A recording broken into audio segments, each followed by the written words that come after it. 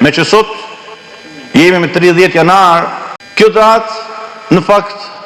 nuk duhet harru asnjëherë për banorët e Shkodrës dhe për mbar banorët e Shqipënisë, sa të ketë jetë mbi faqen e dheut. Pse vallë? Sepse është një datë e cila lidhet me dashnin për vathanin. Edhe është një datë që lidhet me dashnin dhe respektin për veten, e për besimin në Zotin, e për dinjitetin njerëzor, e për vlerat më të mira të lirisë dhe të krenarisë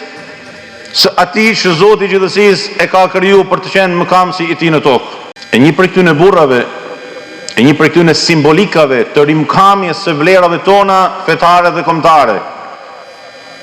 e një prej këtyre simbolikave të shtrenjta dhe të shenjta të Shkodrës, deri në ditën e fundit e sa të ketë jetë mbi faqen e dheut,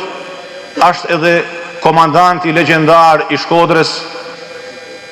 valiu i madh i Shkodrës, burri i urtë dhe strategu i pashoq, Hasan Riza Pasha. Komandanti legjendar,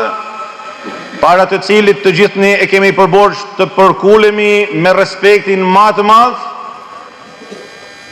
siç përkulemi përpara një simbolike prej simbolikave të Zotit të gjithësisë, e në fakt ne nuk i përkulemi askujt përveç Allahut Azza wa Jall. Mirë, po simbolika që i vendos andej këndej dhe në çdo cep të jetës sonë e në vendet të ndryshme naftojnë që të themi Allahumma lekal hamd. E të përulemi me respektin më të madh përpara Zotit të gjithësisë, që vendosi këto simbolika të rimkamjes së vetdijes fetare, kombëtare, e të respektit për veten, e për lirinë, e për vlerat tona, gjithandej.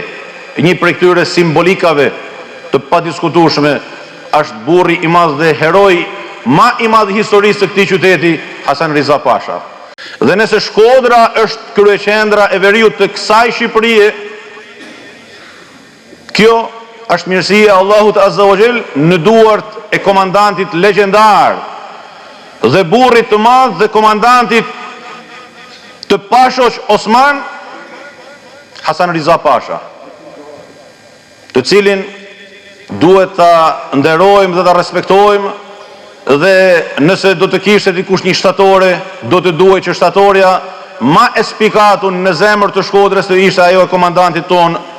komandantit të Shkodrës dhe valiut të saj.